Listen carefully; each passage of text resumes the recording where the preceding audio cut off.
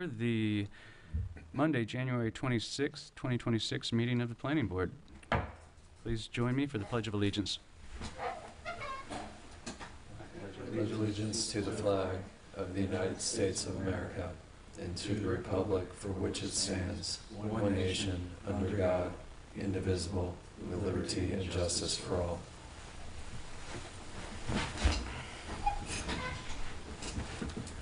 Okay, roll call, please. Member Izzy? Here. Member Perry? Here. Vice Chair Angelides? Here. Member Lorenzen? Here. Chair Hubbard? Here. We have a quorum. Thank you. Okay, we are on to approval of the agenda. Are there any changes requested? Yes, Chair, if we could take item 4C out of order and review that first. We do have two experts with us on the call, and I would like to respect their time. Okay. Any other changes? Okay, do I have a motion to approve the agenda as amended, with 4C coming first? Motion to approve agenda as amended. Second? I'll second. Roll call, please. Member Perry? Yes. Vice Chair Angelides? Yes. Member Lorenzen? Yes. Member Izzy? Yes. Chair Hubbard? Yes. Motion carries. Thank you. Do we have any audience comments not specific to action items where I'll call for comments individually?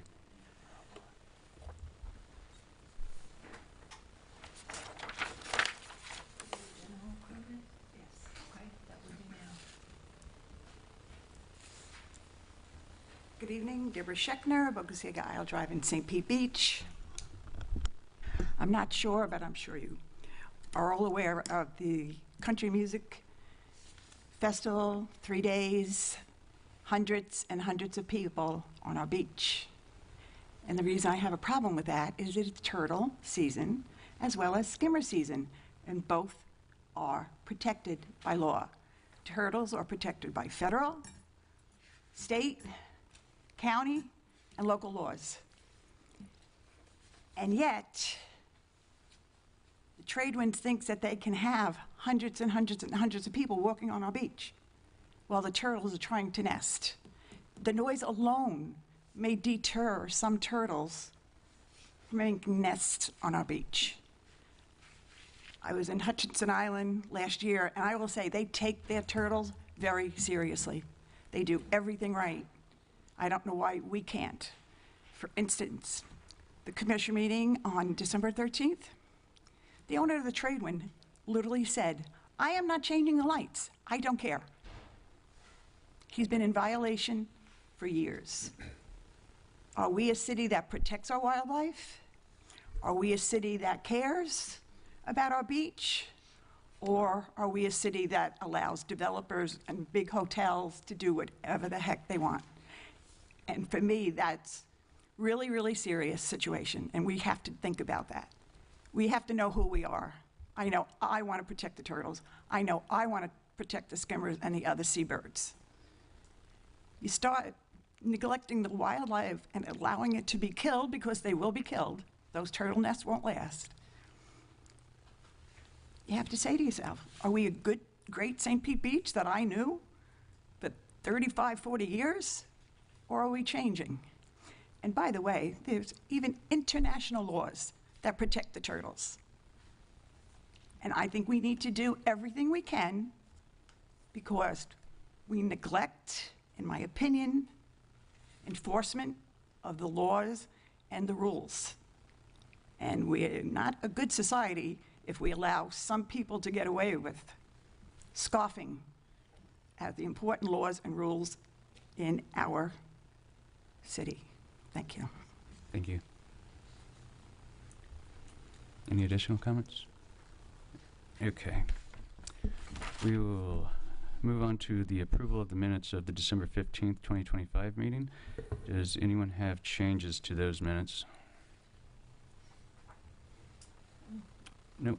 Okay, can I get a motion to approve as written? Motion to approve minutes as written. Second. Roll call, please. Vice Chair Angelides? Yes. Member Lorenzen? Yes. Member Izzy? Yes. Member Perry? Yes. Chair Hubbard? Yes. Motion carries. Thank you. Okay, we're on action items, and this is sitting as a local planning agency. Are you ready for me to? Okay. All right, I'm going to adjourn temporarily as the planning board and reconvene as the local planning agency. Okay. I'll read the title of 4C, just because we're as the LPA. An ordinance of this, ordinance number 2025-16, it's 4C on the agenda, marine turtle and coastal wildlife protection.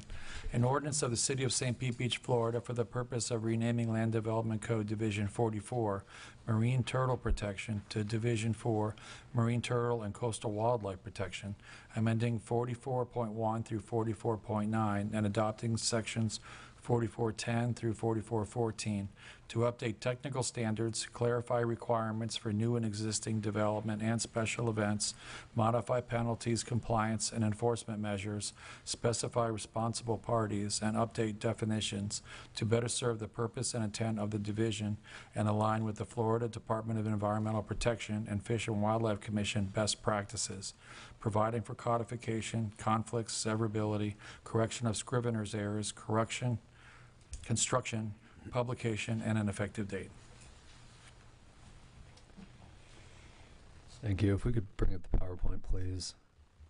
I also want to thank Stacy Gallagher with the Sea Turtle Conservancy and Katie Mastenbrook with the National Wildlife Federation. I believe Stacy also has a intern. You can see him on the Zoom call here. They've been very helpful with helping prepare this ordinance, providing feedback, and they also worked with us on the proposal that we're presenting to you today.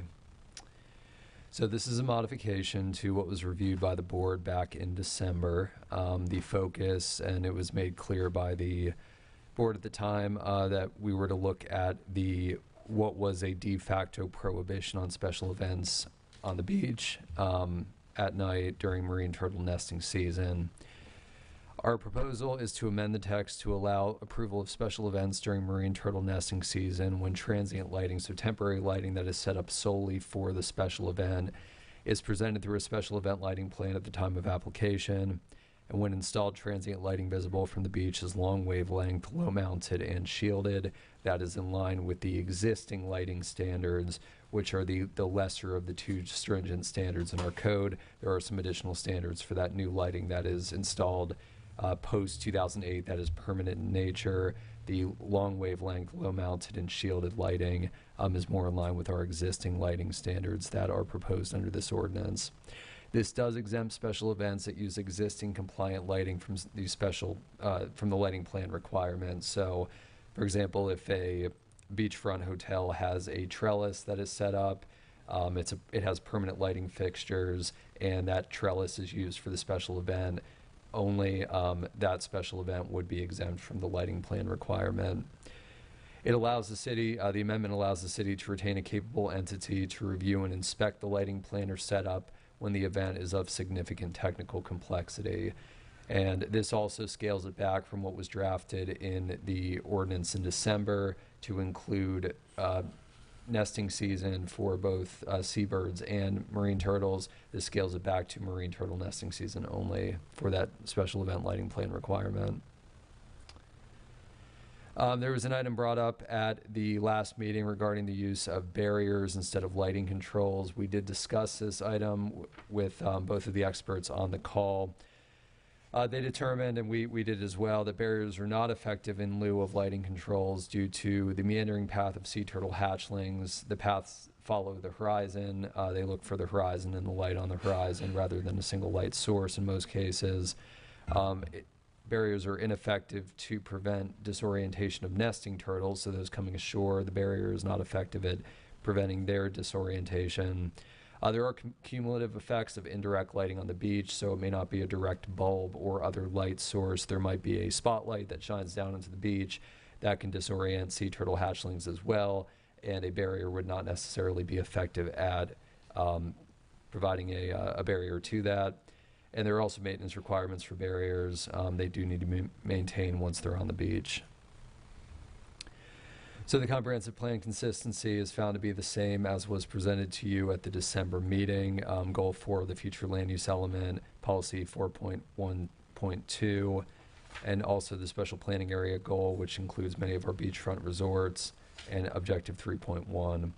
in the coastal conservation element, Goal 1, Objective 1.5, and Policy 1.5.3 all support what we find to be the amendments proposed for this ordinance. So that being said, we do request a recommendation of approval of this ordinance as amended to the City Commission and find the ordinance consistent with the comprehensive plan. I'm happy to answer any questions. We also have our technical experts who can assist with those technical questions. Any questions?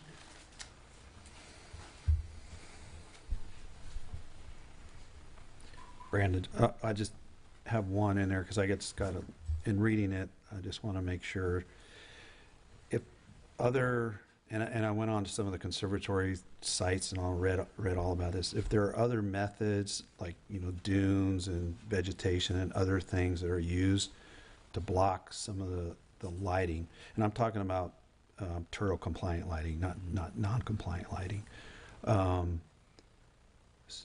Is that acceptable according to our plan, or is there, you know what I'm saying? So if someone, even a residence, not just a business, for example, a residence, but if they have lighting that's still visible, and they put some vegetation and other things in the way, is that okay? Because I couldn't find that in here. I got lost a little bit in that. We do have options for existing lighting that can be screened through barriers, not necessarily a sea turtle barrier, but through barriers on the property or through vegetation. New lighting would need to be fully compliant. It would need to be non-directly visible from the beach. Okay. All right. And then I think one of the things that came up regarding transient lighting before, I just want to make sure we're not writing something that's just not feasible. So for example, like cars turning into a parking lot or turning down one of the streets, and obviously you don't have turtle lighting on their cars, or the random flashlight or something like that. I just want to make sure we're not writing something so restrictive that no one's going to enforce it anyway. You know what I mean? So did we go back and look at that too, just to make sure that we were not doing anything kind of crazy there? So I did add in, I believe this was a direct copy out of the Florida model lighting ordinance, is that handheld and other portable transient lighting shall not be directed toward or used in a manner that disturbs turtles, seabird nests, and so on. I think there is some discretion involved there, and potentially, Stacy, do you have any input in how other jurisdictions handle that?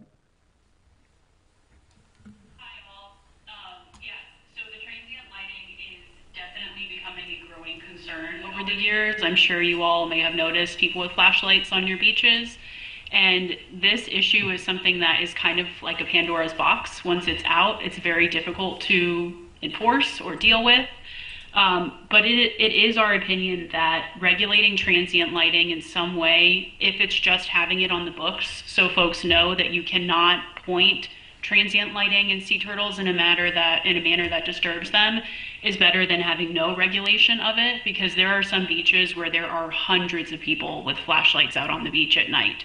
And while that might not be the city of St. Pete Beach now, that may be the city of St. Pete Beach in the future. We don't know. So I definitely think what is in the ordinance that's being presented today is a good step. We always try to encourage local governments to prohibit them completely, but we also recognize that there are enforcement concerns with that. So I do support what is in there currently. As he mentioned, it is in the model lighting ordinance. So we support that. And Katie, I don't know if you wanted to add anything. No, I was going to say I'm in agreement with what you just said, Stacy. Thank you. I had just a couple of quick questions, and I mean this question in all innocence. I missed the opening, the credentials for the wildlife experts. Are you with FWC, or who exactly are you with? I guess. I should have introduced myself. My name is Stacey Gallagher. I work for the Sea Turtle Conservancy. We're a nonprofit organization. I'm our development and policy coordinator, and I'm on our sea turtle lighting team. And we've been retrofitting coastal properties in Florida since 2010 with wildlife lighting. So we have a lot of that real world experience using this type of lighting. Okay, so you're not from any regulatory agency like FWC, you're strictly volunteer folks that love to do this, for lack of a better expression. We're a nonprofit organization, so we're not volunteers. Katie and I are both full-time employees. Okay. Yeah. And additionally, I'm with the National Wildlife Federation. I'm their senior wildlife policy specialist for the golf program. So also a nonprofit, and I've been working with Sea Turtle Conservancy, Stacy's team, on a project with the lighting ordinances statewide. And my primary focus has been on the West Coast just because of location. I actually live in St. Petersburg, Florida. Okay, great. And do other municipalities along the barrier islands here, the ones that are all north of us, do they use your services as well? Just out of curiosity. As part of as part of the ordinance projects we've been working on, we have contacted many of the barrier island. You guys are one of the first that have made more substantial movement in the past couple of months, especially with the Senate bill that was passed last summer. So yeah, we do work with and are continuing to work, and even south as well. So Manatee County being some of the barrier islands too that we're covering. Okay, thank you. Yeah, just to give you an idea, there are over 100 lighting ordinances like this in the state. So this is definitely something that almost every local municipality is adopting and enforcing throughout the state. Thank you. If I could, I'd like to take a minute to talk a little bit about the black skimmers. I think I started stewarding for them in 2014 or 15, somewhere in there. And so I did distribute for everyone. If you could bring up the overhead, please, Jenny. The paper's there. Oh, it's there, thank you. At the last meeting, I got the sense that there was a lot of lack of awareness of what already exists in, the different codes. So I wanted to make sure that everybody knew in 2022, FWC did put out a conservative measures and permitting guidelines for imperiled beach nesting birds, which we do have. And the purple thing there is like the front page of that. The document is actually 77 pages long, so I will spare you all the details, but a lot of the stuff that we've been debating and questioning is answered if you just look at the FWC published documentation. I pulled out a few specifically. Rule 68A-27.003, Florida Administrative Code, prohibits take of these species, which includes harm and harassment, and of course that's all defined. 379.411 Florida statutes prohibit the intentional killing or wounding designated as endangered, threatened, and it goes on and on. The black skimmers are a threatened species, and that's why they need to be protected. And to be specific, one of the questions that has arisen is fireworks. And if you look at examples of harassment in this document, 3D, a person or organization uses fireworks that cause imperiled beach nesting birds to flush within or from an active breeding site. That is definitely defined as harassment.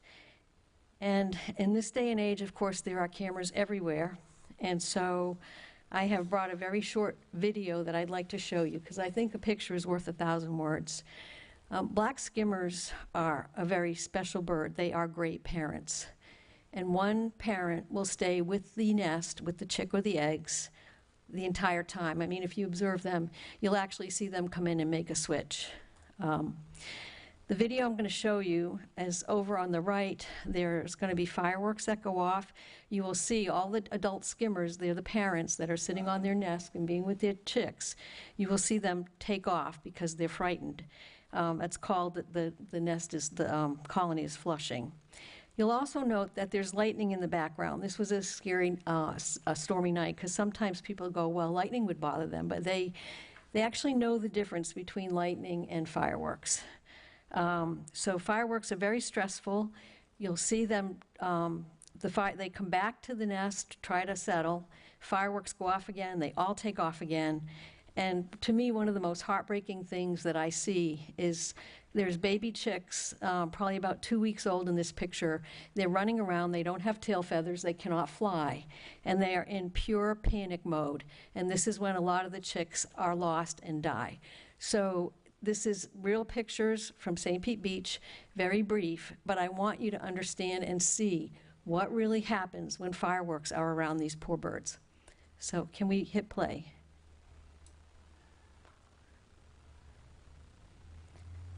So there's the colony, there goes fireworks. The colony flushes. All the parents are abandoning their chicks and their eggs at this point.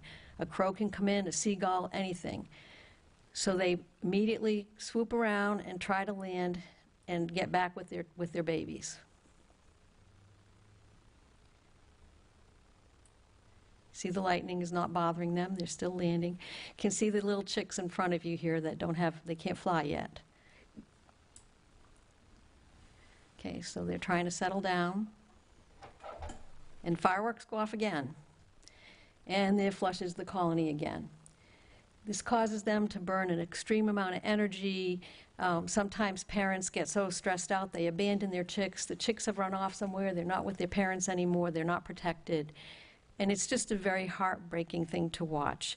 So I think when people are talking about fireworks and the wildlife, they really should see what's actually going on. It's not just people trying to create rules.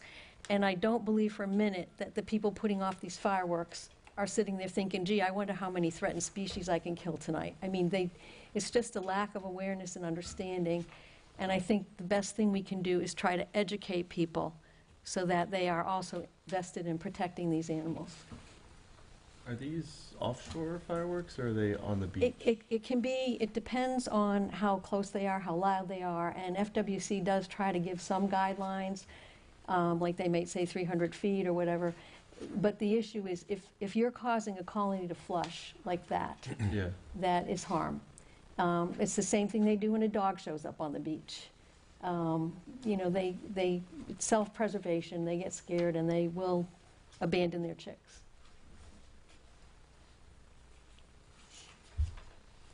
So I am very happy to see the work that the Beach Stewardship Board has done. They have looked at what's going on. They've been very thoughtful. I think that our own staff have done a great job. And I think that what we need to do when people say just shoot the fireworks and don't worry about it, I think we need to find an opportunity to try to educate.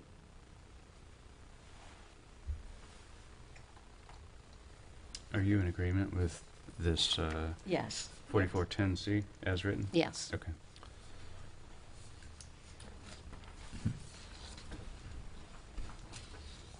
Brandon, has the city given thought to how this would be enforced? Perhaps, like even ownership of the necessary equipment to determine light wavelengths and if it can be enforced? So we do have a meter. I know we do have code enforcement staff that has training for the more complex events, music festivals, things that are really intensive. We would expect that we would probably need to bring in a consultant or a professional to help us with that. And that is part of the ordinance, just reserving the right to do that as part of the special event permitting process. Typically, those events, the larger events, are submitted far enough in advance that gives us weeks or months to prepare that. Are those types of events intended to be on the landward side of the CCCL, or can they be on the beach? Well, it's any lighting that is directly, indirectly, or cumulatively visible from the beach. So technically, a landward side event that shines light onto the beach would be subject to this. Okay. Mm-hmm.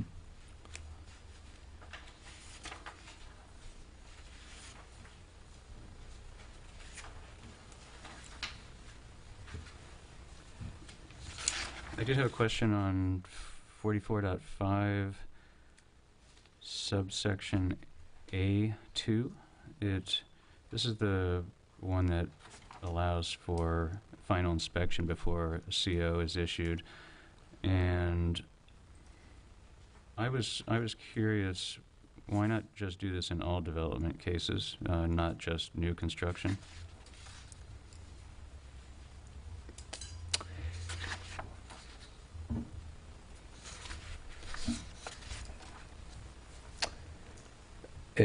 It very well could be.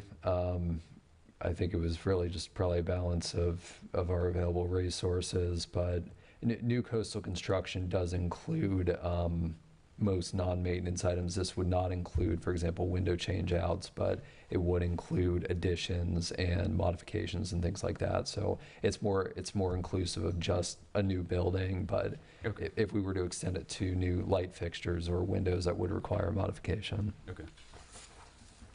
I'm just curious, what are you thinking there, Dave? 'Cause, I mean, new builds, it's easy.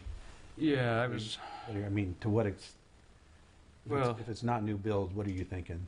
I was just concerned that if there is a major redevelopment that does not involve forfeiting and reapplying for a certificate of occupancy, then it doesn't trigger this section. So I don't know if there's some threshold where a certain amount of redevelopment can occur, and then we're just hoping that code enforcement catches it down the line.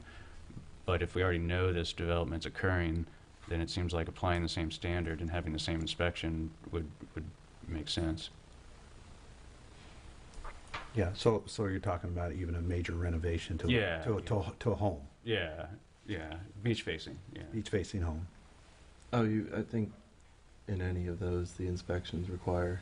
We've done homes on the beach where we have to replace any new window we replace has to be turtle glass, and any lighting we have to replace has to be Oh, okay. turtle lighting. Okay. Yeah. Yeah, maybe this wasn't as evident in the way it was written, but this is specifically for those non-certified fixtures or windows or doors where we have to do our own inspection to make sure that it meets the compliance standards. That's specifically what 2 is for. Okay.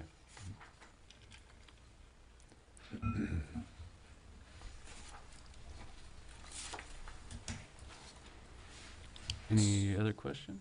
I have another. So with the no fireworks on the beach, do offshore fireworks fall under the state or the county instead of the city?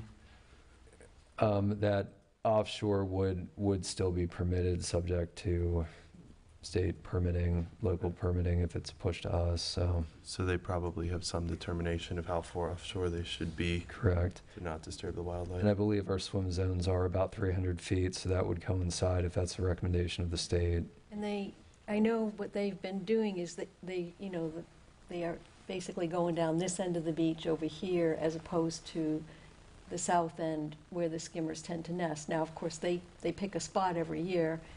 Just so happens the past few years they've been picking the same spot because they need a wide beach and they need certain characteristics. But the city has, there was the one year that it was too close to the colony, and there were about 30% of the chicks died that night. Oh, wow.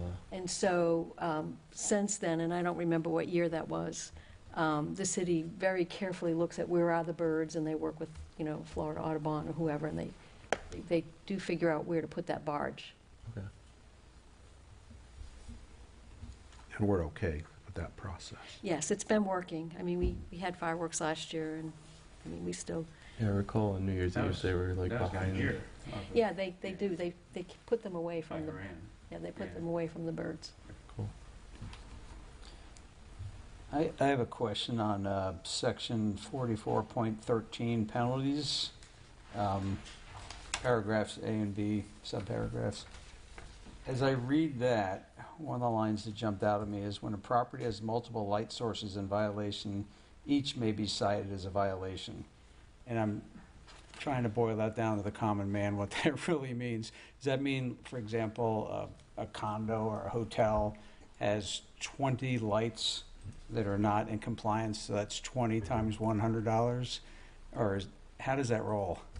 Potentially, yes. That is how it's written. It would be each individual light source, and I think part of the concern is that, just one light source out of compliance can be an issue, but when you have 20, citing it all as one citation, one violation is maybe ineffective at getting quick movement on getting those corrected. So that was the reason for putting that proposal in there.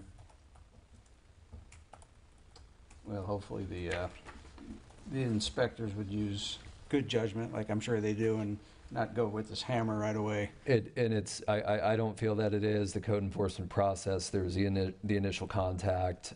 From there may be a notice of violation, then a notice of hearing from there. So there is significant amount of time to make corrections, and even on the lead up to the hearing, our officers are willing to work with property owners if they need more time. But it's to prevent those that are not taking steps toward correcting the violation. That's the intent. I believe Thank you. 22286 even prescribes for that notification period and time to allow for correction. And I agree with how it's written. I like that it gives it some teeth. If you throw 100 non-compliant bulbs in there and you choose to ignore it, it's going to be painful. So I like that you do have time to fix it, and repeated violations are more serious. Yeah, as long as they have time, I'm good with Yeah. that.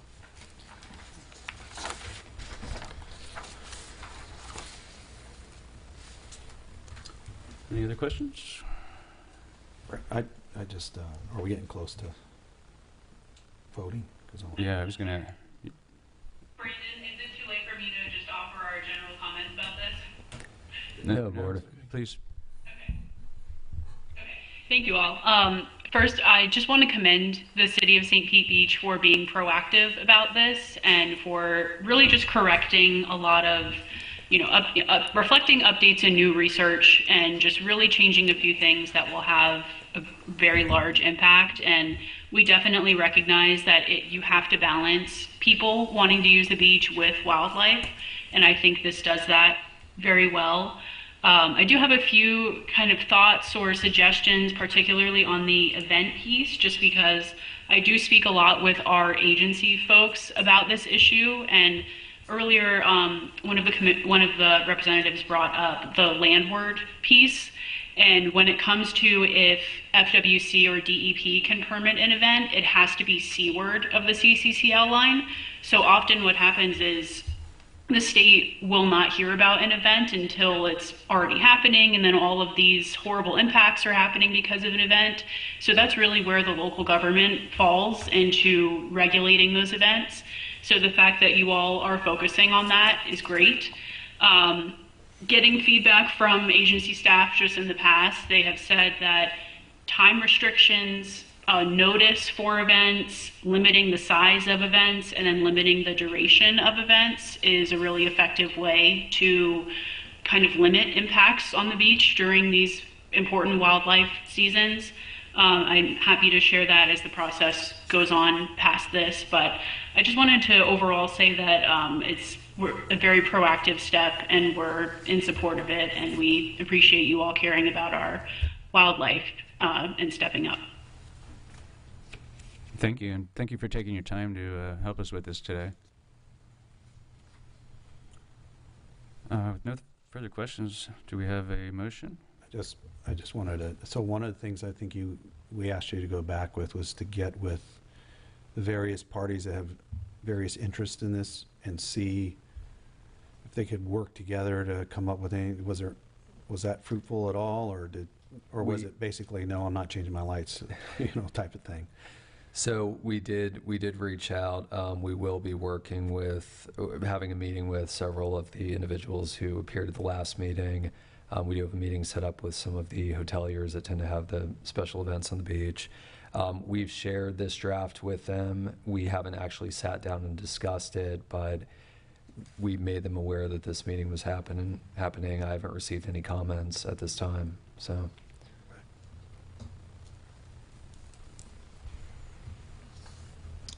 Okay. Do I have a motion on ordinance 2025-16? I make a motion that we, on ordinance 25 dash, what was it again? 16, that we go ahead and approve this to go to the next step. Recommend for approval to the commission? Recommend for approval to the commission. Okay. Do I have a second? A second. Roll call, please. Can you hold on for 1 second? I believe you have to make a finding of consistency with the comprehensive plan as part of your motion, please. Oh, Yes, okay. please. And this proposed Look at ordinance the- is consistent with the comprehensive plan. I'll second. Roll call, please. Member Lorenzen? Yes. Member Izzy? Yes. No, come on, stop. This can't happen. Oh, I thought you talked about it. Let's keep rolling here, folks. No, stand by. You can't be doing this. Deborah Scheckner, Boxega Isle Drive, St. Pete Beach. I thought it was very important that this individual I'd here. like to object. I thought we were Yeah, ready to take a vote and public comment was Okay, over. well, anyway. For the public, use red flashlights when you're out on the beach. We're going to continue. Yeah, I'm sorry, I did ask for public comment on this item. I'd like to continue the roll call vote. Thank you. Okay. Member Perry? Yes. Vice Chair Angelides? Yes. Member Hubbard? Yes, Motion carries. thank you. And thank you to our two guests. This will take us back to Action item 4A. Yes. This is a resolution, so I won't have to read this one. So, recommendation for resolution 2026-01, vacating a 3-foot easement located at the rear of lots 5 and 6 of Block C of Sunset Park replat, as recorded in Plat Book 18, page 6 of the Public Records of Pinellas County, Florida. Do we have any public comments on 4A? Yes, we do. Thank you. Good afternoon. My name is Amy Letler. My address is 12055 Gandy Boulevard North, Unit 254, St. Petersburg, Florida, 33702. Thank you for the opportunity to address you today. I represent David and Melinda Gallagher, the owners of the adjacent property at 101 24th Avenue, and we oppose the vacation of the easement. The Gallagher sewer line is connected to the Pez's sewer line and then connects to the main line. Last week, the Pez's cut the sewer line without the appropriate approval by the city. Prior to that, the city attorney Vose sent a legal opinion that stated, the city may and should take the position that the demolition or construction permits will not be approved if they result in loss of sewer service, regardless of the private ownership structure of the lines. When the city was alerted, they did instruct the Pez's to reconnect immediately.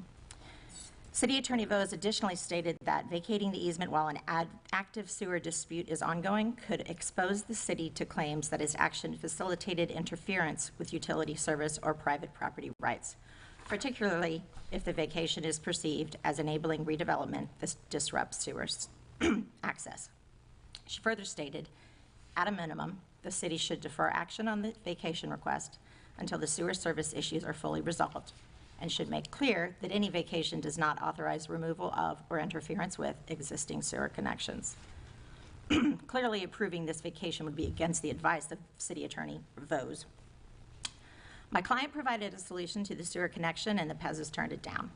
After they disrupted sewer service, the city instructed them to reconnect my client's sewer line and informed the Pez's that no permits would be issued until the issue is resolved. I sent the suggested solution to the Pez's counsel and have not heard from him in over a week.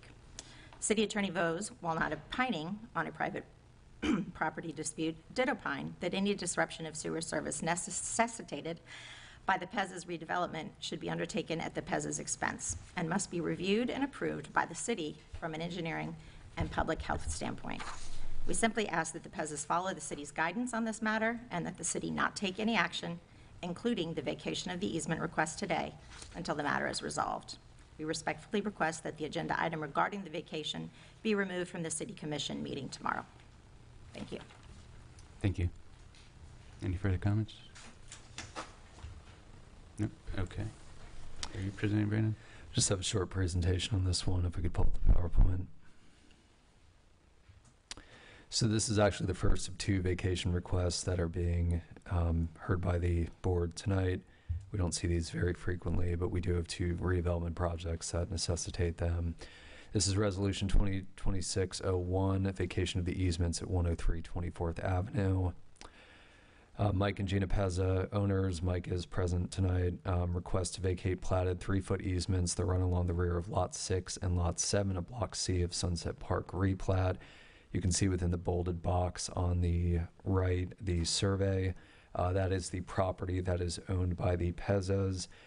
Lot 7 is to the left 2/3 or so of that property. That is the original platted lot. At some point in time, I believe prior to the late 1970s, the eastern 22 feet of lots 5 and lot 6, which front on Passager Way, were acquired by the property. At the west side, so at the rear of lots 5 and lot 6, there is a 3-foot easement. That is a platted easement. There is also an easement that runs along the north side of the property that is not requested for a vacation, and that is only along the portion that runs along lot 7. So they do not directly intersect, they do touch. They are requesting vacation of the subject easement in red there, which is a 3-foot wide easement. It runs the depth of the property, which is the rear of lots 5 and lot 6. And then this is proposed to be undertaken in conjunction with the new residence. It's a little hard to make out on the screen. I believe the plans were with the publication of the agenda packet, but you can see that the home does intersect where the platted easements are currently located. So they're requesting the vacation so that they can move forward on new construction of a dwelling. Letters of no conflict have been issued by all active utilities in St. Pete Beach. Those are Duke Energy, Pinellas County Utilities, Charter and Frontier Communications, and Tico Peoples Gas.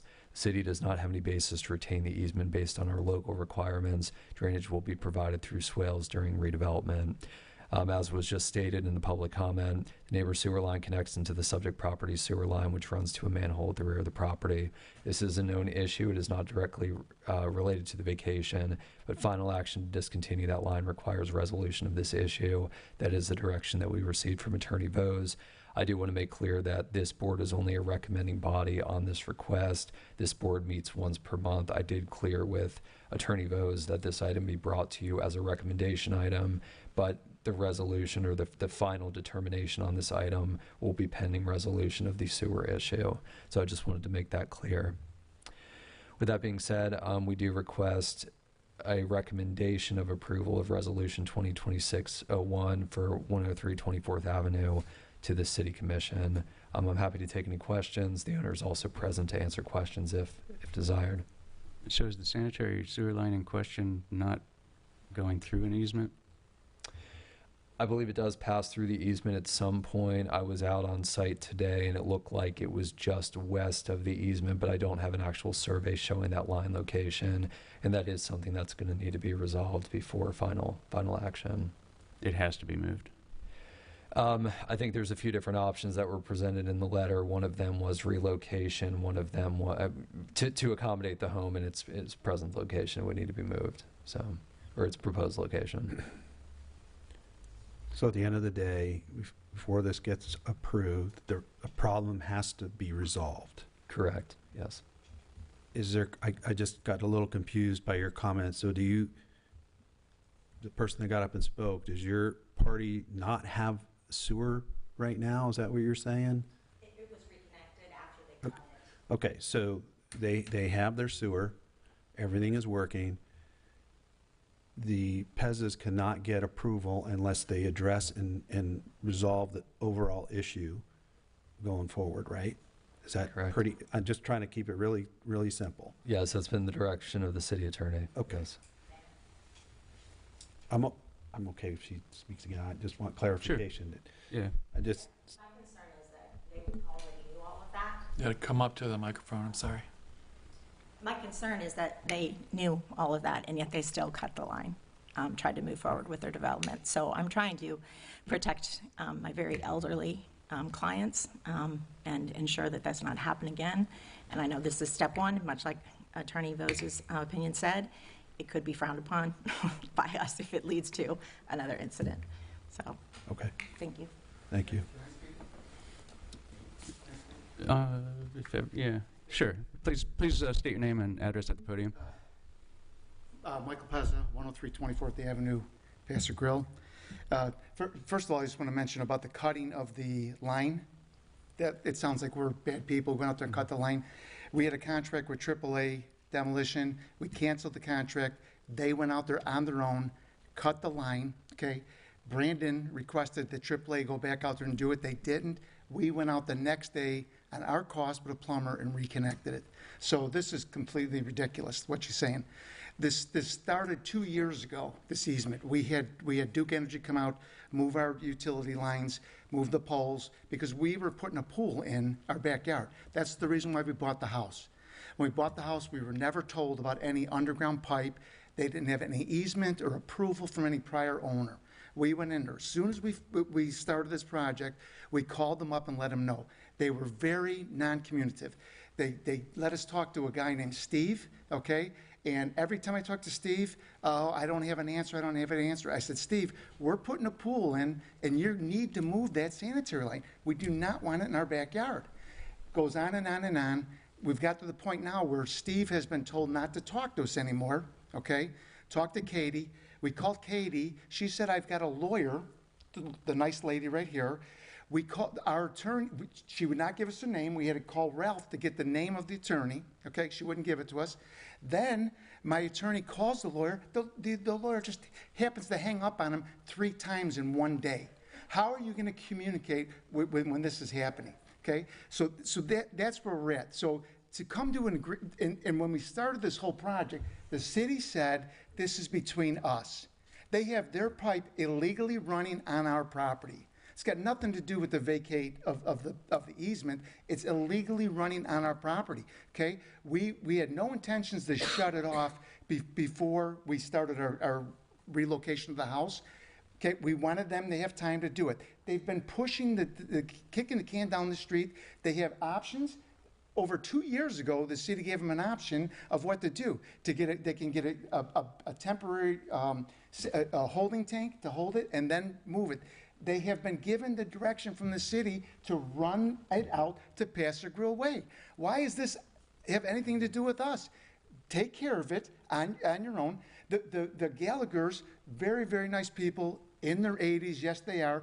What's going to happen if that line stays in my yard, okay, in my yard, they sell the house to an Airbnb or a family with young kids, and you have diapers going down the drain, you have sanitary napkins, you've got wipes going down the drain. I own an apartment building in Chicago. I deal with this all the time.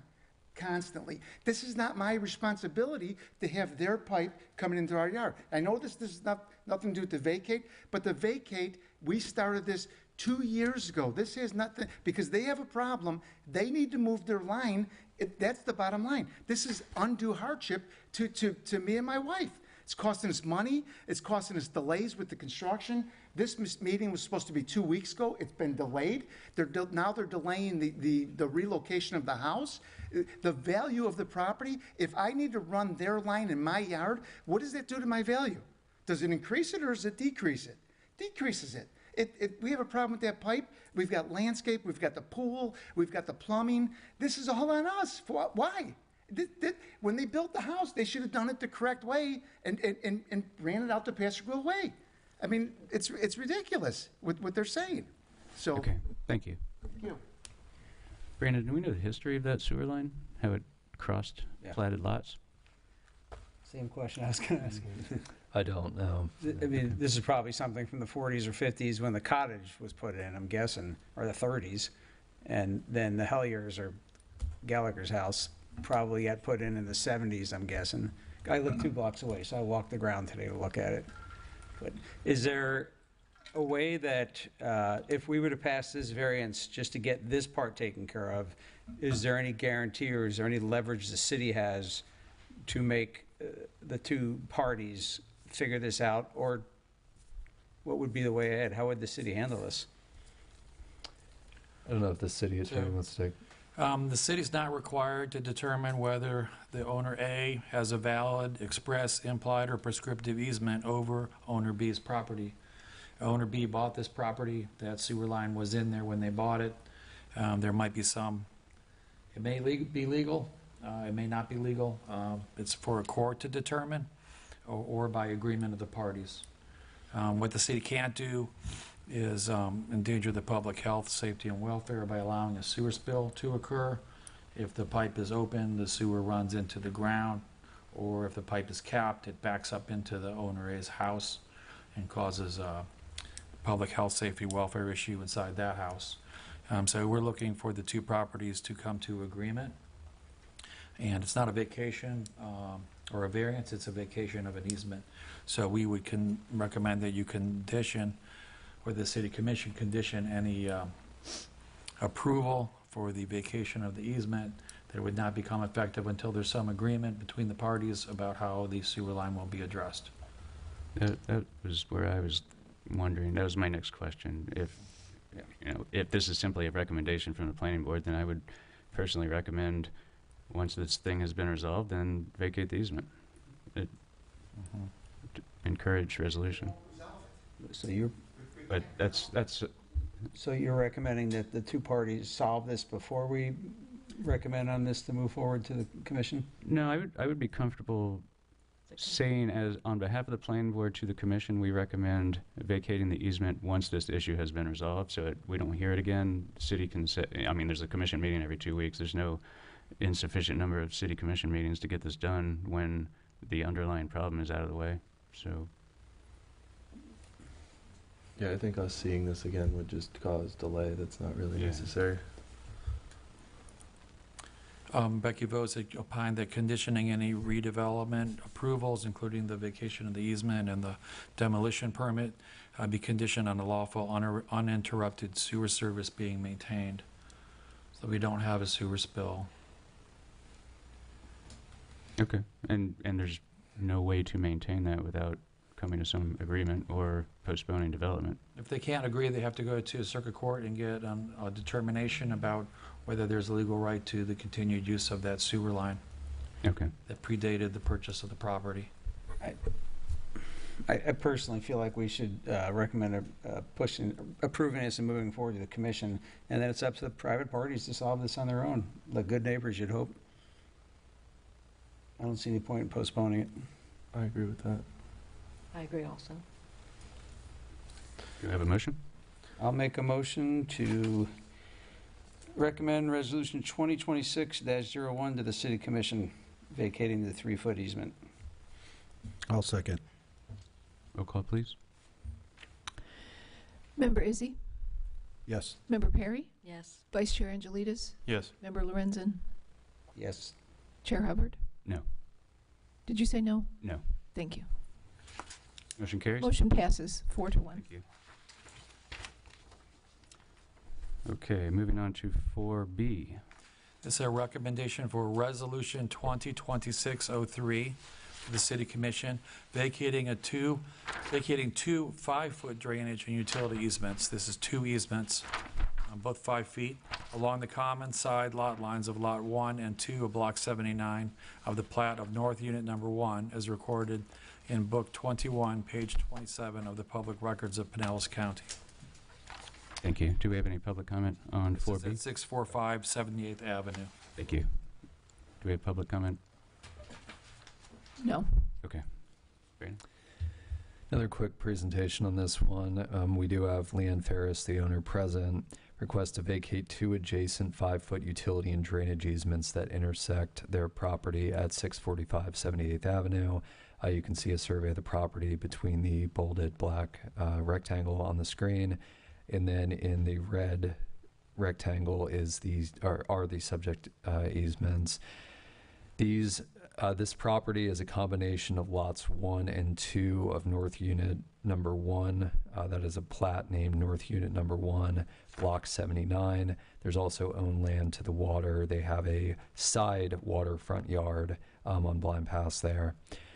The plat of the neighborhood contained blanket 5-foot rear and side easements. Those are easements that are made reference to in the actual text of the plat rather than shown on the property. All of the individual platted lots in this neighborhood have a 5-foot easement that run along their side yard and their rear yard.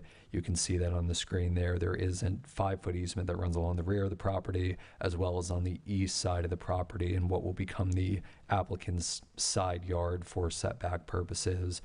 They are only seeking to vacate the area in red shown on the screen.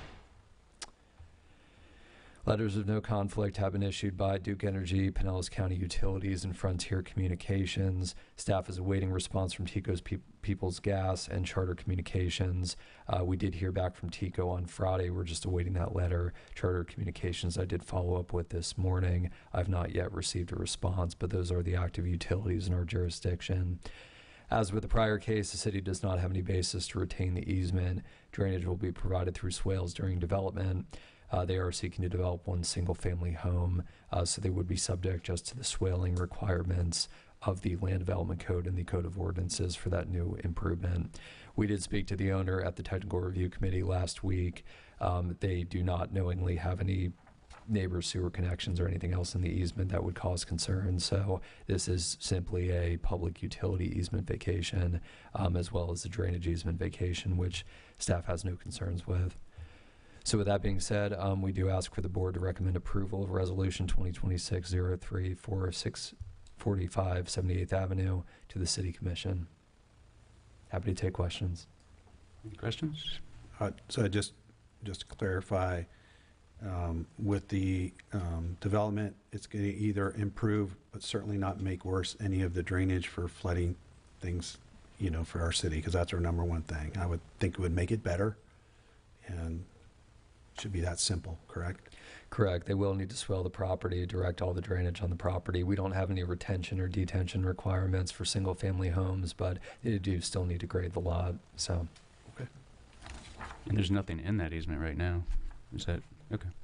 Oh, are there not structures in the easement? Based on the survey, it looks like there are. Oh, that's proposed. Okay. I'll make a motion to approve. Do I have a second? Second. Roll call, please. Vice Chair Angelides? Yes. Member Lorenzen? Yes. Member Izzy? Yes. Member Perry? Yes. Chair Hubbard? Yes. Motion carries. Thank you. Okay, this takes us to 4D. A recommendation for ordinance 2026-01, amending the Land Development Code standards pertaining to accessory structures, ancillary equipment, non-conforming uses and structures, stair and balcony encroachments, and providing for consistency in floodplain management regulations and definitions to the City Commission. Oh, and I should read the entire ordinance. An ordinance, or the header, an ordinance of the City of St. Pete Beach amending the St. Pete Beach Land Development Code sections 2.1, 3.10, 6.13, 6.14, 6.22, 7.1, 7.4, 28.1, and 28.5 to increase the front yard stair encroachments for specified residences, allowing retention of non-conforming balcony footprints and specified non-conforming residential accessory structures following substantial improvement to the primary residence, clarify restrictions on non-conforming uses, and amend restrictions on elevated and substantially improved non-conforming structures, modify residential storage building standards, modify residential equipment setback standards, provide a front yard setback line alternative for residential cul-de-sac and curved street lots, and amend definitions and content of the Land Development Code to provide clarity and consistency with Chapter 98 of the Code of Ordinances and the Florida Building Code, providing for severability, codification, and correction of scrivener's errors, and providing an effective date. So just a short presentation on this one. I also have the ordinance pulled up if you would like to go through any of the content within it. So the board has already seen the majority of this content. The reason we are bringing it back to you with the new ordinance number as well as with amended content is that last year we passed an amendment to our technical amendments to the Florida Building Code that allowed for property owners that have flood damaged equipment that are not elevating their home to be able to reinstall that equipment at 4 feet above grade instead of requiring to elevate it above the floodplain. We worked with the state on those amendments. Those were to our Code of Ordinances. As part of the agreement in bringing those changes forward, that's something that's proposed to be adopted at the end of the year in the Florida Building Code amendments. They asked us to go through our Land Development Code and make definitional updates, some standard updates that would bring us into consistency with Chapter 98 of the Code of Ordinances, as well as the state of Florida, Florida Building Code requirements for floodplain management. So that's largely what we're attempting to do with these amendments. We're consolidating the two because a lot of the requirements that the state had overlap with the ordinance amendments that we had already brought forward to this board. So we decided to bring it forward as a new ordinance. This did go to the City Commission 2 weeks ago. It did go past first reading, and tomorrow will be the second reading pending Planning Board recommendation. So just to briefly cover the major changes, as I mentioned before, we made several modifications requested by the Florida Department of Emergency Management to align definitions and references with state and local floodplain standards and requirements. We did change the requirement for stair openness from 80% to 60%. I looked back at some of the recent approvals for compliant stairs that the city has brought forward, and what we would think of as open stairs when you add in the columns or just the basic supports, they would actually be below an 80% openness standard. So I felt that 60% was more in line with what was coming forward for approval, and most would consider to still be an open stair. We also added some clarifications on restrictions to substantial additions to historic structures. Again, this really aligns with the Florida Building Code limitations, but they are a little bit stricter than some of the federal limitations when it comes to adding on to historic structures in a manner that constitutes substantial improvement. So that is something that we did add into this ordinance. Finding of consistency did not change with the comprehensive plan compared to what was presented to you back in October. We find that goal 4, policy 4.1.2 of the future land use element. I'm sorry, this is the wrong slide. The comprehensive plan consistency was found in the agenda packet. That's for the turtle. Yeah, I'm sorry, copy the turtle findings in. But I can go through those briefly.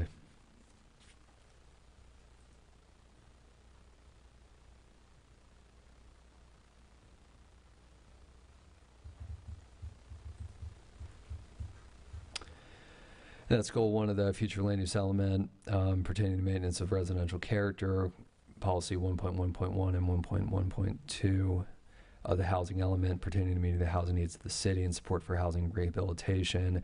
For the floodplain management terminology and application specifically, policy 4.1.2 of the future land use element promotes and requires consistency of the land development code with FEMA National Flood Insurance Program requirements. Apologize for that. So with that being said, I'm happy to take any board questions or review any content of this ordinance, but if you do find it consistent with the comprehensive plan, if you agree with the changes, we ask for a recommendation of approval of the ordinance to the City Commission and a finding of consistency with the comprehensive plan. Miranda, this still allows new builds to have the same leeway as the folks who are hurricane damaged, right? Correct. For the stair encroachment, it retains that. For yes. stair encroachment. Okay. Yeah. So for that reason, to be honest with you, I'm gonna be a no vote again, just for that, because I don't understand how for the new builds you have a blank slate to build. You have so much more opportunity to draw something that's nice versus, and I've gone around now and I've driven, I've seen some of these homes that are being elevated and how honestly how ugly the front staircase situation looks because we've boxed them in. Even with the new, even trying to help them, what I've seen is horrible. But yet we're going to allow new builds to have the same leeway as we're trying to give for those. So anyway, mine's going to be a no, just again for that reason, because I don't understand why they can't, design something within the limits, right? Because to me, it kind of then senses that there's a little favoritism thing going on here, right? When we won't even allow, well, we're going to force the folks who've been through hurricane damage to, even though we've tried to help them, but it's still very restrictive to live with something that is, totally, doesn't look good. Anyways, thanks. So can you summarize that for me? Yeah. So what this ordinance does, right? It helps, and it's been designed to help the folks who have been damaged by the hurricane in several ways, right? One of those being the staircase and allowing them to, as they raise their house, to have some leeway to, but if you drive around and look at some of these staircases that people have to do, like you go up, you come back, you go, it's just, it's ridiculous the way, even with the help, basically they need more help. Yet the new builds who don't need any help in their staircase design and where placement and all that, right? Maybe the occasional weird property that's on those, those angles in the cul-de-sac there, maybe you can make a case. But we're saying any new build now can actually have these extended footprint for their staircases. When they have a whole blank slate to build a staircase from, they can design their whole property within the current rules. So I just don't understand why we're extending that to the new builds when we're not really, we're giving the hurricane damage folks some leeway, but it's not enough, right? And then when we talked about other things for the hurricane damage folks, we wanted to be more restrictive.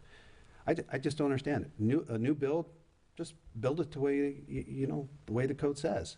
Why do we need to give them relief? I think a lot of people doing new builds also were hurricane damaged. But they're getting a blank slate. Yeah, but it's not really a blank slate because a lot of these lots are undersized. So there's plenty of homes in Paso Grill where you tear down, you try to build new, and the restrictions are much stricter because the setbacks are newer, and a lot of those lots were platted very small. So, but for some of them, Paso Grill, they're specifically, you're given some leeway there because of the lot size. But so I guess I just don't understand, because before the hurricane, right, if someone bought a piece of property and decided they wanted to tear down the house and build a new house, they would have to live with whatever was on the books, right? Just because we had the hurricane, why does that help, the folks who are coming in to build new homes? And I hear what you're saying. Maybe it's their home, they're tearing it down because of the hurricane. But if they decided to tear it down before the hurricane and build up, they would have had to, live with the rules that were on the books. yeah, I think So unless we change unless we're willing to change the rules even further for folks, which I'm not opposed to, right? I'm not opposed to changing the rules, but I just don't understand why we're doing it for the new folks. Let's just change, let's just change the rules even further for the folks that are trying to build up from hurricane damage and have to settle for, an unsightly staircase, right? But for the new builds, they have all the power in their new design to create something even better than what they were going to get, right? Does that make sense? This was meant for the folks who got damaged from the hurricane. your concern, so your concern is that it's not helping the hurricane, the elevators, as much as it could, while simultaneously helping new build people more than it needs to. Exactly. Yeah. I mean, the intent of this was to help the folks that went through the hurricane and get focused on that. I just don't see why. I mean, if we had not had a hurricane and we were sitting here having a discussion about the staircase in the city of St. Pete Beach because our new builds were having problems, that's a whole different discussion. But we're saying, hey, let's just do it for the new builds too.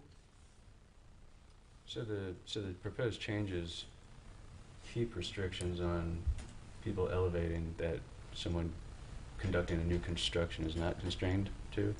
Is that? No, if you didn't change, if you took out just the part for the new builds out of this, then the folks who went through damage and were going to raise their homes, they get a little relief here that's outlined in here, right? They can go out a little further, what have you.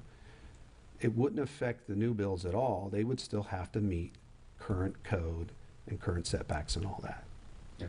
And I'm just saying, what's wrong with that? I mean, why? I mean, again, I always wonder what is the real intent in doing something, in making a change. We weren't sitting here asking for a change before the hurricane for new builds. Why are we asking for a change for new builds now? And I still haven't got that rationale, yet on why we're doing that. To me, it just seems like hey, let's just, hey, we got something going on, let's just add something to it. I thought when we talked about this once before, because we were talking about the stairways, I thought I remember saying that it shouldn't apply to new builds just going along for the ride, because there could be unintended consequences. We haven't really focused on that. I mean, we're basically talking about changing our setbacks, and I thought we had taken the new builds out of it when we talked about it the last time. Yeah, we didn't. Some of us voted no because of that. And so I'm just, I always want to know the rationale. Why, what is the reason for the change? I totally get it for folks who've been damaged in the hurricane. I don't think we've gone far enough in some of this. But I don't understand it for the new builds. What was the problem prior? And so that's all. That was a long answer to your question, David, but that's... So I can't give the full rationale. This is what was brought forward to the commission. I will say that what I've seen in reviewing new home permits is that I am seeing a lot of new homes. Obviously, they're building new. They're not elevating or constructing above a vacated story, but they are retaining a lot of the structures in the rear of the property. They may have a limitation based on that. I don't know if that justifies an additional 4 feet of staircase encroachment. I will say that although it is 4 feet of additional space for new builds, they do not have the permission that extends to elevated or upper story reconstruction permits, which does allow for those homes that are within a required setback to have a stair that extends out significantly farther than for a new build. They are both eligible for the 7-foot encroachment standard, but when a home is, for example, set at 10 feet and it's elevated in place, we're not looking at the typical 20-foot setback in the front. We would be looking at the distance of that home from the front property line and allowing extension beyond that. So those elevated homes, those reconstructed homes, they have that additional permission. I do understand your point, though, and I appreciate it. So everything you said, okay, makes sense. My question would be, how many variances were submitted over the last 5 years for new build homes and staircases? Whenever you change guidance or policy, you should have some rationale, and then there should be some data behind it. And if you were to say to me, well, we had, every year we had 30, for every new build, 50% of them, submitted a variance request. Well then, okay, maybe there's a problem with what we have.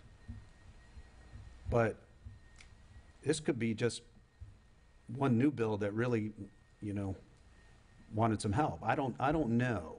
And so I just change for change's sake without the data, to me, doesn't make sense. And oh, by the way, as I was reminded once on this board about, because I was talking, if you remember, I was talking about balconies and trying to help the folks that have been damaged by the flood, I was told and reminded that we have a variance process.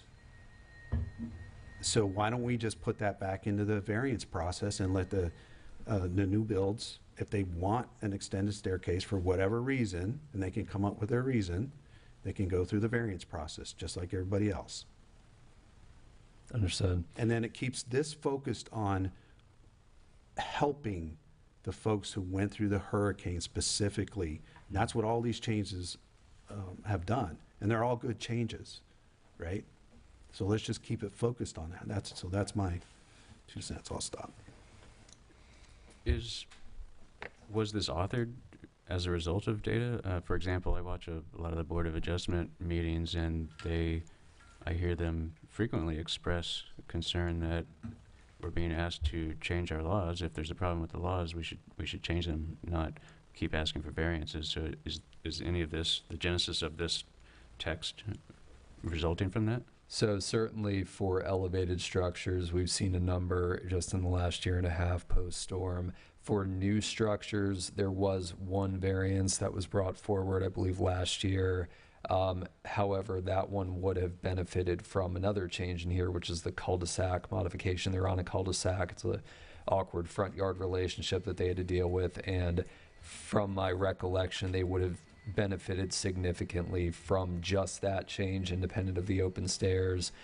This was something we discussed with the city commission, and that's why we brought it forward for new builds as well. But certainly if it's a recommendation of the board to not extend that additional staircase encroachment to new builds, we're happy to carry that forward. Okay, I did have some general comments on the language before we get to the point of making a recommendation. This is on page 9, which is 71 of 88 in the packet. It's listed as a section C, but David, I also have like 10 comments on this. Okay. I don't know if it would make sense to kind of go through the document in order, or if we, I mean, it's fine just if we want to jump around, but I just thought, Do you want to go page by page, is what you're asking? yeah, just to keep it, I only had 2 items. okay, fine, all right. Okay. Okay, this is non-conforming uses. It's listed as a C. Let's see here. Page 9. Yeah, page 71 of 88. Let's go by the There you go. markup numbers, so page 9 of the ordinance. So this section is about non-conforming uses, and that you could give up that non-conformance if the use is discontinued. And I wasn't sure if we defined discontinued anywhere, because the thought I had was, well, what if a storm causes your utilities to be turned off for 90 days and you're forced to discontinue your use through something you have no control over?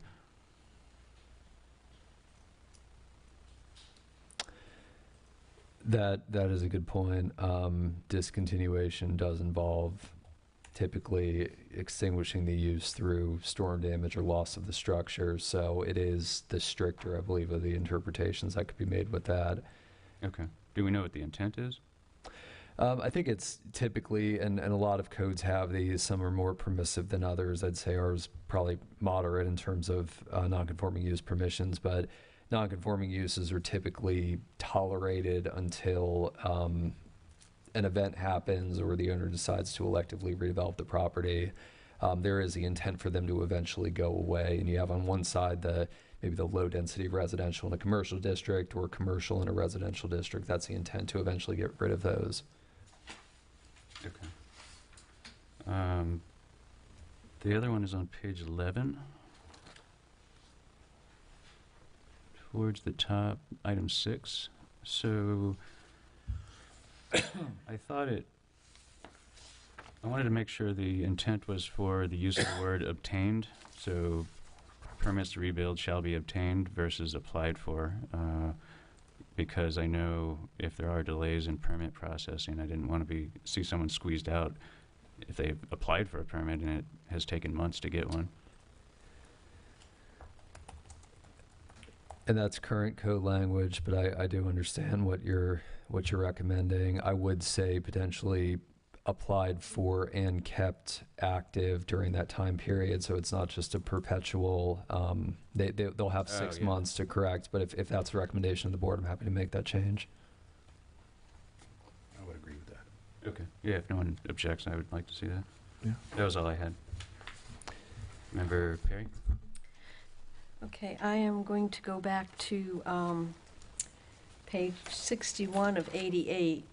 Can you go by the ordinance number? Or Well, page it's number? before you get into the ordinance. It's when you're doing the summary of the changes. Maybe I don't need to address it there. The agenda report? Yeah, it's the agenda report. It's the We're trying to pull these up on the screen while you're talking about it so Got that it. everyone can see them. second page. It says, changes presented in the subject ordinance that modify content presented includes the following. And one of these we've already touched on, which is the first bullet, reduction of the base openness requirement for stairs. And what I have found is that here it says 80 to 60%, but then it's also mentioned in the ordinance on page 70 of 88 and on page 77 of 88, and they're not consistent percentages. Do you have the number from the ordinance number instead of Yeah. 77? It is 15. 15? Oh, page 15 of the ordinance. Can you pull up page 15, Brandon? And then the other was page 8, right? Yes, you see that here. So it is 70% transparent in the ordinance, and then it does state in the agenda report 60. I apologize. I believe the intent was for it to be 70%. So I'll So it's in three places, but it's not consistent. thank so- you. Okay. Let's see, the next thing I had was page 4, Exhibit A, which is page 66 of 88. Yes. We're talking about height. And I know came up recently at the commission meeting, but I did give you a diagram, and it's on the table over there if you want to put that up, Jenny. But if you look at height and where the starting point is, it says for A, for any structure less than 8 feet above natural grade, height is measured from the design flood elevation. But then B, if it's higher than 8 feet above natural grade, it's measured from 8 feet above the natural grade.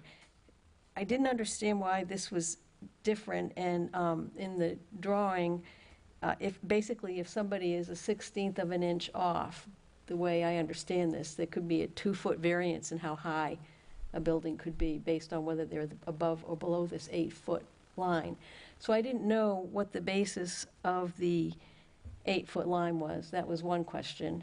And then the second question is, since these things move, I mean, you get a new floodplain map, would it not make more sense to use the NAVD and, just make it consistent?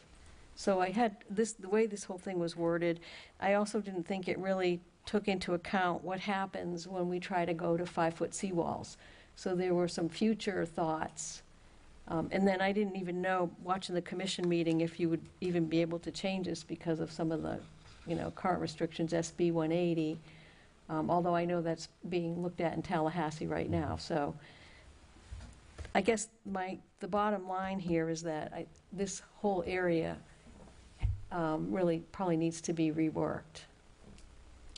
Understood. So to give the basis for the 8-foot height standard, that has been in our code, I believe, for around 5 years now. That was the intent when it was passed, if I recall, was to allow for consistency in single-family home height across the city, regardless of whether the property was in Vina Del Mar or in Bella Vista or in North Beach.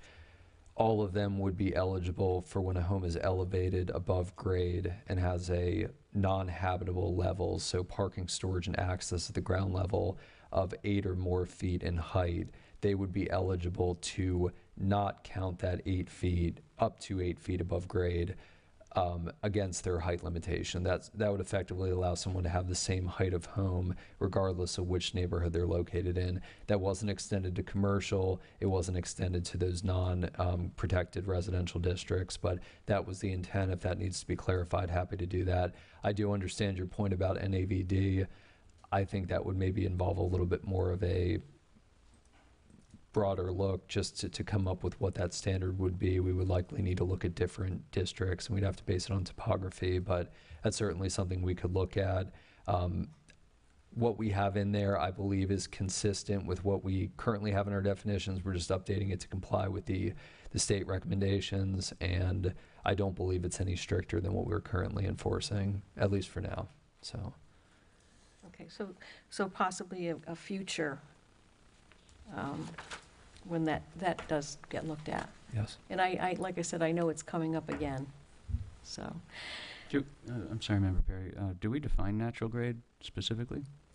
It's prior to any filling or excavation, so that would be we would typically get that information through an elevation certificate. They provide the natural grade. Okay. Right? But you're right, David, part of the thing that makes it is like in our island, we're, like at my house, we're 1.5 to 2 feet higher than a few houses down. And so it's kind of a very not consistent just by what it is. The next thing I had was on page 8, which is 70 of 88. And there's, in this particular place, it says proceedings shall be permitted to have one exterior stairway that encroaches into the required front yard setback. And then it gives the criteria, and we've already talked about the 70%. But on page 77 of 88, let me see if I can find that. 15.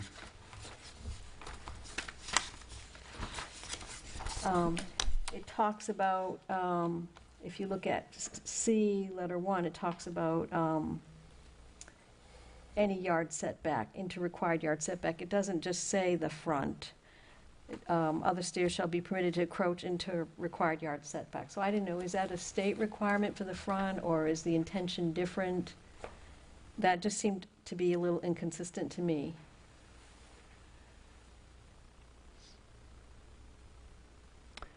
I don't believe it's based on the state requirement.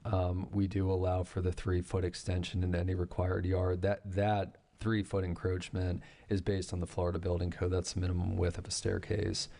We often see where a property owner will build to the side lot line, but they'll have a meter in the side yard, so they need some kind of a path to get up to that meter. So that is the minimum dimension that they're allowed to have for that stair. Okay, so I guess I just wasn't sure, since they didn't seem to read the same.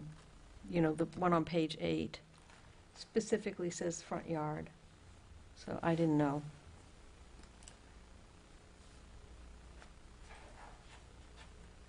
And that would be item 2. Could we get the screen pulled back up? I'm sorry, so we can all be on the same.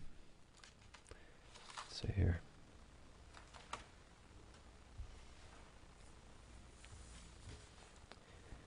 So there are 2 options, well, 3 options really. So any enclosed or independently roofed stair must meet all of the structure setbacks.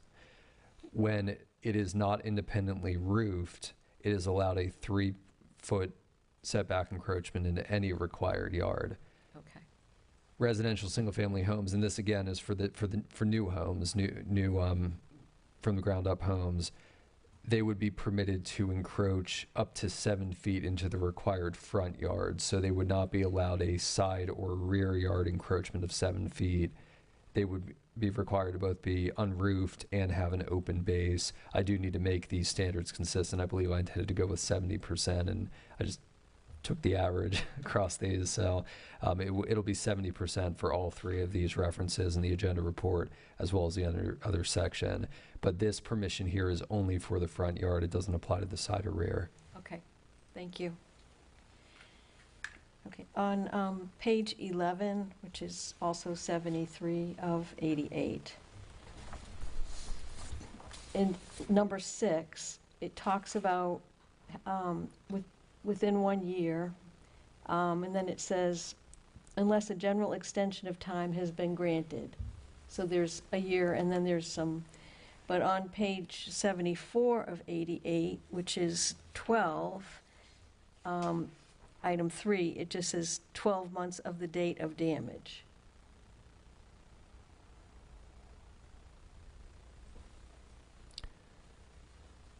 We could certainly align the 2, change item 3 on page 16, on page 12 to coincide with the preceding standard, if that's the recommendation of the board. I'd be okay with that, and including that change to applied for from obtained. Yes. And then the last one I had is on page 13, which is 75 of 88. And I remember us discussing this, and I couldn't remember, and I couldn't find, but when we're talking about these residential storage buildings, subject to following dimensional and required yard requirements, which is item 5, the 80 was crossed out and it went to 120, and I just couldn't remember. I remember us having a discussion about it, but I couldn't remember where we left it. I remember disliking that, and everyone else disagreed. So we went up to 120? yeah. Okay. Thanks for refreshing my memory. Sure. That was everything I had on this one. Thank you. Anyone else? Do I have a motion? Well, should we summarize what we're going to motion here? Yeah, did we make any adjustments? I got lost there. So we made some minor adjustments to the language that could be incorporated regardless of our recommendation. We would be recommending this for approval or disapproval by the City Commission, as well as finding whether or not it is consistent with the comprehensive plan. So we could recommend it, City Commission approve with our changes, without our changes, disapprove with other changes we would like to see. And I would ask with the board action if you could, if you were going to make a recommendation either for approval or for denial, if you address the new home stair encroachment specifically, because I do think that's important information to provide them tomorrow, whether the action is actually taken tomorrow, if it's directed for staff to look at alternatives. That is a significant part of the ordinance, so I would like to make it aware to them what the... Should we, if the board chooses to go in that direction, would you prefer we table this versus recommend disapproval? I think we just need a recommendation whether you want to include the new builds or only the elevation of existing structures. That way the rest of it can go forward and they can make a decision. Mm-hmm. Okay. Probably be a split decision here, a split decision there, we'll see. So I'll give this a shot. I'll make a recommendation that we approve this to go to the commission with the administrative changes that we've discussed and the removal of the new residency piece requirement, or it's not Let it be required. consistent with the comprehensive plan. What's that? And that it's consistent with. And that is consistent with the comprehensive plan. I second. Roll call, please. Member Izzy? Yes. Member Perry? Yes. Vice Chair Angelides? No. Member Lorenzen? Yes. Chair Hubbard? Yes. Motion carries 4-1. Thank you. Okay, this completes the action items as the local planning agency. I will adjourn as the local planning agency and reconvene as the planning board. We have discussion item 5A. Could pull the PowerPoint back up. So this is another exciting year as it pertains to House and Senate bills that affect planning and zoning in the state of Florida. Just to cover broadly some of the major subjects of applicable bills, there are continued preemption on local regulation of zoning and land use, some of them that even get into very specific dimensional standards for housing setbacks and height and so on. There is a proposal to significantly scale back Senate Bill 180 passed last year. It's obviously loomed large in the state of Florida and most jurisdictions in both scope and location. I'll cover that one briefly. There's support in multiple bills for increased residential development and permissions. There's a bill that was brought forward last year that's been slightly modified this year to allow for accessory dwellings in any single-family residential zoning district. There's also another bill, not necessarily competing, it would be a companion, that is a preemption for 1 to 4 unit tiny home residential developments. And again, that would be largely a preemption on local zoning. Brandon, would this be a mandate, not support for? Like, they can say to the state, you will allow preemption? Correct. Many of these would be preemptive on local governments, and I'll go into some of these bills in more detail. Limitation on local review of applications and adjustment of considerations of compatibility and land use planning.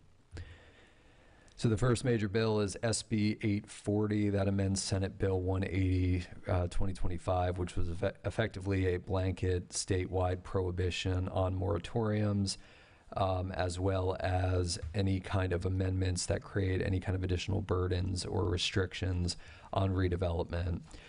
So currently, this is a very restrictive law that applies to all municipalities, including us.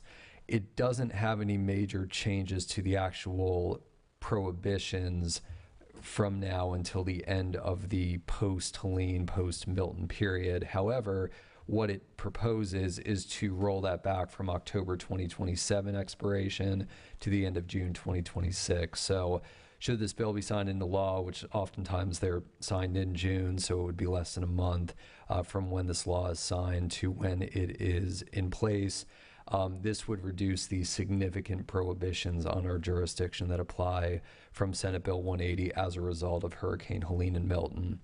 Something that's not discussed as frequently with Senate Bill 180 is that that law also put in place that under any future state of emergency, there would be an automatic 1-year period where cities and counties are subject to the same limitations that we have been under since Milton and Helene hit.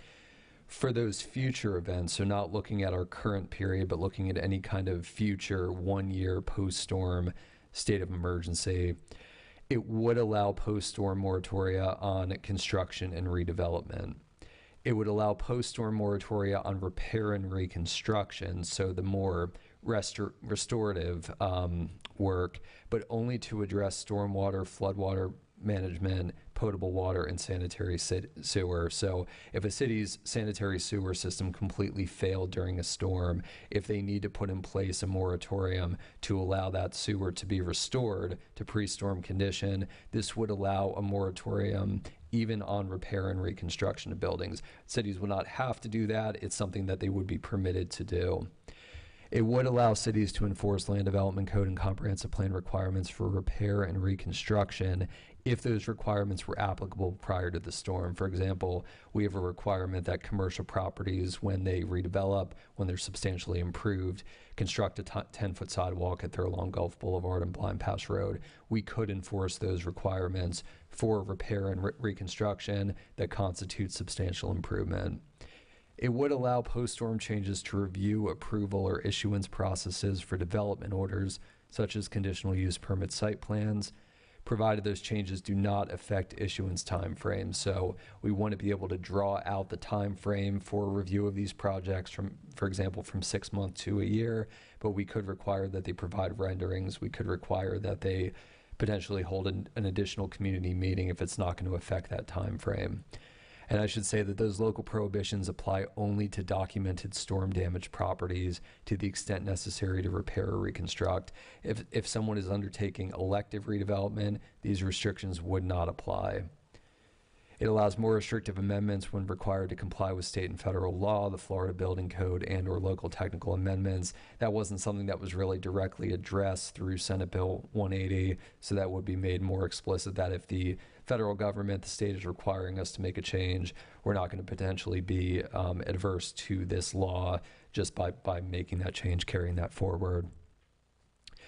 There is another Senate Bill 218 that modifies Senate Bill 180, but it only changes location. It doesn't change any of the other applicability under Senate Bill 840. So this bill, I believe it was opened about 2 weeks ago, and it has gone through 2 committees. It was recommended by both committees, so we'll track this one as it moves forward. It's obviously a significant scaling back of Senate Bill 180 as it applies to future events. It is drawing back largely preemptions that apply to the city under Senate Bill 180, so we'll see how that moves forward. Senate Bill 1138 and companion House Bill 927, it is titled Qualified Contractors, but it is potentially very expansive in scope, potentially even as impactful as Senate Bill 180. So currently under Florida law, there is a requirement that under certain conditions, anyone undertaking a building permit be eligible to use a private provider. So that's effectively a private outside review of a building permit. This would extend that requirement to cities as it applies to zoning and permitting, zoning permit and special hearings and so on, permits as well. Because of our size, we would be required to have a list of 3 qualified contractors who can effectively provide that private provider service for zoning and planning application review. It reduces the cost of application by a flat fee or percentage when an outside entity reviews an application. For example, we have a $1,250 site plan review fee for those new commercial projects that are within our community redevelopment district. It may be reduced by $300 to offset the cost of zoning department review if they were to use a private provider for zoning review of that application. It does allow for a clerical fee for processing, so if this is a request that we have to take forward to a board or provide a development order for or so on, we are able to still require a clerical fee for processing of these applications. What is confusing about this Senate bill, I've reached out to our partners with the county, and I've sought some additional clarification as well, is that it allows outside entities to perform reviews of development-related applications and requires issuance after 10 business days of submittal of completed application, unless the city specifies a basis for rejection in that time frame. A lot of the applications that zoning reviews are akin to the building permit equivalent. We review site plans, we review single-family home permits. These are based on objective standards, but the definition of a zoning permit in this bill includes special exceptions, which we call conditional use permits. It includes variances. It includes rezonings. It's other actions that are typically subject to the quasi-judicial process. So what's unclear in this bill is whether the outside entity is responsible for coordinating and holding required by ordinance public hearings and other actions during their review. So if they would be the entity bringing these items forward, or if they can effectively decide on these items, provide them to the cities, say that they meet the comprehensive plan and the land development code, and then require effectively within 10 business days that the city hold a public hearing to either accept those findings or reject them. It effectively significantly scrunches the public hearing process if that is the case. As I stated, if not, this law significantly limits public involvement and current noticing requirements for conditional use permits and variances. We typically have about a 45-day lead period. We start to notice for those cases 14 days in advance of the meetings, and we also post signs on site. We publish legal ads. It's not clear if this is preemptive to those local requirements for noticing. We are seeking clarification with the overall impact of the law, whether it's chilling to public comment and public hearings on development review, those items that are subject to the quasi-judicial process. This does very clearly apply to site plans, zoning reviews of building permits, and so on, but it could also potentially be preemptive for those public hearing items. So we'll certainly share that with the board when we get more information on that, but it's one definition within this bill. It's a very long bill, but it does appear to include conditional use permits, variances, and other quasi-judicial items, so we'll see how that shapes up. Is your understanding that these outside entities would be different from the 3 qualified contractors for zoning and planning? They would be the 3 qualified contractors. We could have more, but we cannot have fewer. If we had fewer, they could effectively use any outside entity that they wanted to review that doesn't have a conflict of interest, and we have a... Oh, so it's not mandatory, those 3. We would have a list of 3, but you could use anyone else? If we had a list of 3 that were qualified, they would have to use a list of 3. But if we were to solicit and we were to only receive 2, they could use a 2 where they could use any outside entity they wanted. Oh, wow. Okay. This is also not something that's new. This is something some people were trying to get pushed through, post-storm. So there's a lot of cities that are using private providers. So it's just what you're seeing here is the lobby for the private providers finally getting something on the books. So I would also recommend going to the cities and talking to the city managers and the building folks who are actually using them, because this could potentially really help our residents.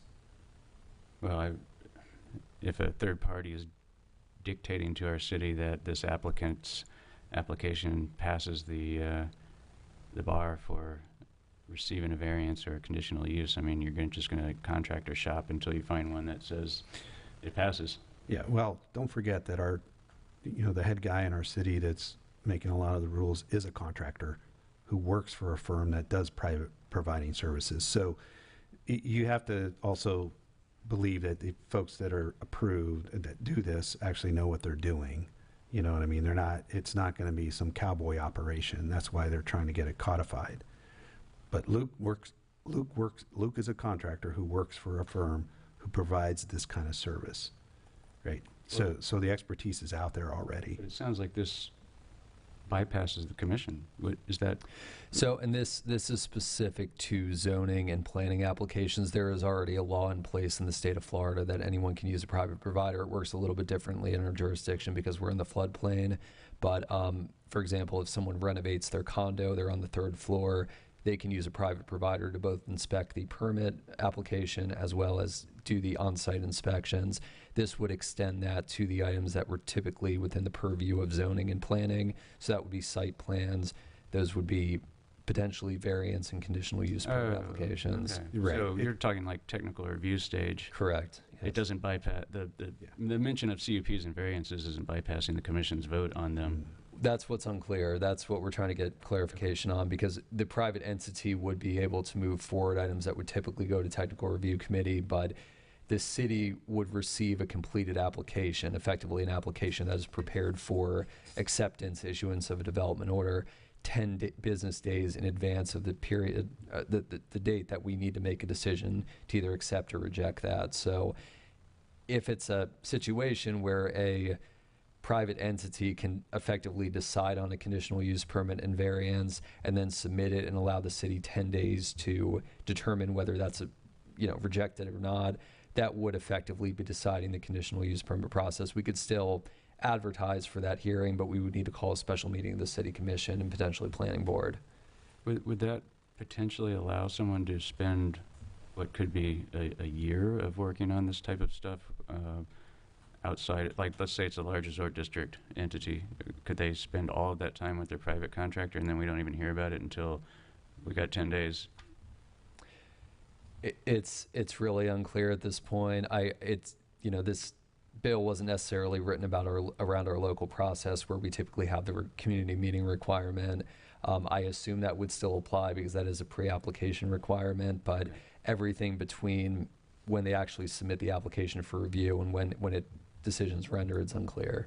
Yeah. So. And my understanding is the real benefit here is in the residential piece, where you don't have to wait for the city inspector to come out and do the drywall screw inspection or this, that, I mean, you'll have this entity that can do these things that then have to be accepted by the city, right? Because they're qualified to do it. So you basically can choose the public or the private way of doing it, right? For the big projects, I don't think you're going to be able to bypass things.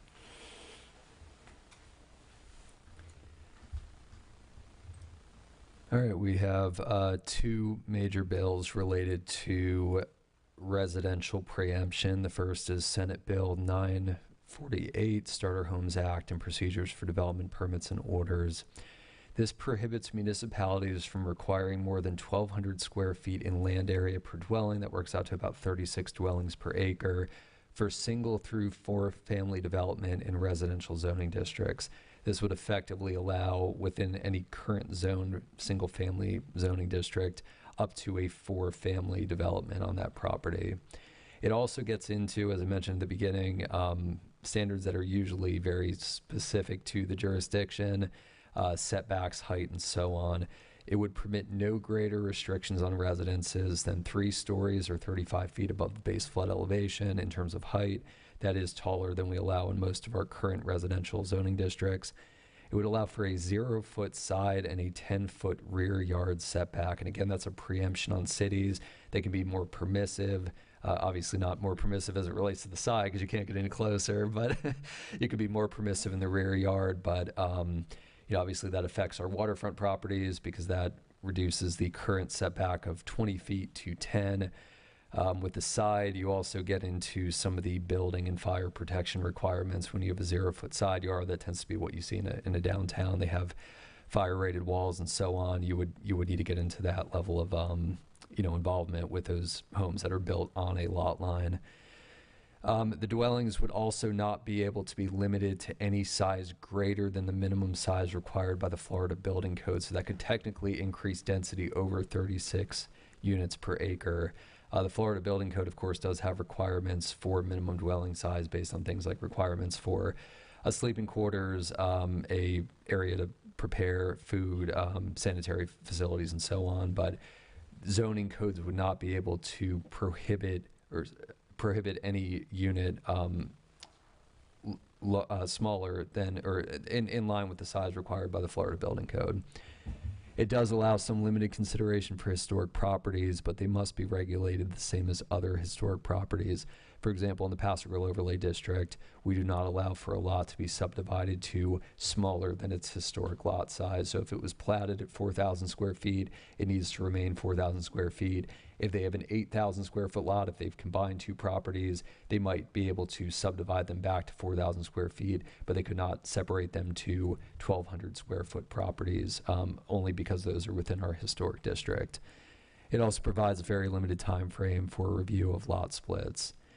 So this would obviously be a significant preemption. This would be very, significantly impactful to our single-family districts if this is undertaken in any large measure. So this does preempt. It's not as you change your code, you have to comply. It's okay. Correct. Another residential preemption, this is Senate Bill 48. I'm obviously not involved in the legislature in any day-to-day capacity, but from what I understand, this is smart money. This is the bill that would pass out of any of these. A very similar bill came close to passing last year. The holdup was over short-term rental prohibitions, and that is something that was included in this bill this year. So this would effectively allow for accessory dwellings by right in any single-family zoning district, garage apartments, an additional, rear dwelling unit. It would not require extra parking if the driveway can accommodate an extra vehicle. Our standards are 9 by 20 for parking spaces. So if you have a driveway that is 27 feet wide and 20 feet deep, or 60 feet deep and 9 feet wide, they would not need to provide any additional parking to accommodate the additional dwelling. It does not require replacement of converted garages. That's not a standard we have in our jurisdiction. We don't require garages associated with residences. We allow for surface parking even for single family. That is generally irrelevant in St. Pete Beach due to the floodplain requirements. We're not going to allow, under the floodplain requirements, an at-grade garage to be converted into a dwelling unit. But if they chose to elevate that garage to create living space, if they chose to add a level on top of the garage, they would be eligible to do that and add an additional dwelling. Don't we prohibit? I thought we have a height restriction on accessory dwellings as well as utility connections. So that I understand that there's just a blanket preemption on cities. You would not be able to regulate accessory dwellings any different from a primary dwelling in terms of height, setbacks, and so on. So if it were a garage, if it were only functioning as a garage, it would still be limited to 12 feet in the setbacks. But if they were to build it out as a residence, they could build as tall as the primary structure. So if your accessory structure, your shed, is now called a dwelling, you can do that. Okay. Actually, a lot higher. Yeah. We can't require primary owner occupancy. Again, this might be a preemption or a requirement that other jurisdictions undertake. We don't require that locally, so that would have no direct impact on us. It appears to limit the size, area, lot coverage of accessory dwellings to the same standards as the primary home. We do have a requirement that accessory dwellings be lesser in extent and stature than the primary dwelling. Now, if someone built a larger accessory dwelling and now the main home is the accessory dwelling, I guess that effectively fulfills this purpose, but we wouldn't have any standards that are more or less restrictive on accessory dwellings unless the city commission were to dictate that. Added into this bill compared to last year, the one major change is that cities can continue to prohibit short-term rentals, but not otherwise prohibit rentals in these structures.